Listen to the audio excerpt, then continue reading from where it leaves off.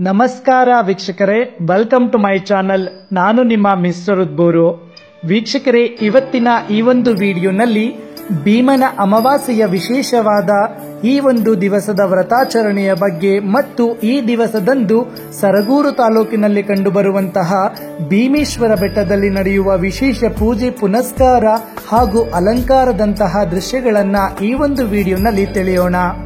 ವೀಕ್ಷಕರೇ, ಈ ಭೀಮೇಶ್ವರ ಕ್ಷೇತ್ರದಲ್ಲಿ ಭೀಮೇಶ್ವರನು ಸೇರಿ ಸಪ್ತಮಾತೃಕೆಯ ಸ್ವರೂಪಳಾದಂತಹ ಚಿಕ್ಕದೇವಮ್ಮನವರು ಸಹ ನೆಲೆಸಿರುವುದು ವಿಶೇಷ.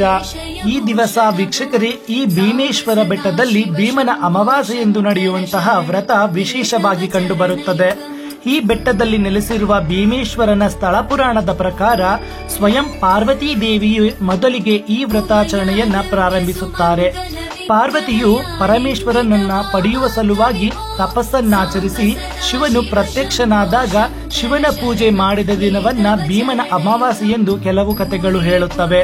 ಮೊದಲಿಗೆ ಪಾರ್ವತೀ ದೇವಿಯು ಶಿವನ ಪಾದಪೂಜೆ ಮಾಡಿ ಶಿವನನ್ನ ತನ್ನನ್ನು ವರಿಸುವಂತೆ ಪ್ರಾರ್ಥಿಸಿದ ಕಾರಣ ಈ ಭೀಮನ ಅಮಾವಾಸ್ಯೆಯೆಂದು ಸ್ತ್ರೀಯರು ತಮ್ಮ ಪತಿಯ ಆಯುಷ್ಯು ಮತ್ತು ಶ್ರೇಯಸ್ಸಿಗಾಗಿ ವ್ರತಾಚರಣೆಯನ್ನ ಆಚರಿಸಲಾಗುತ್ತದೆ.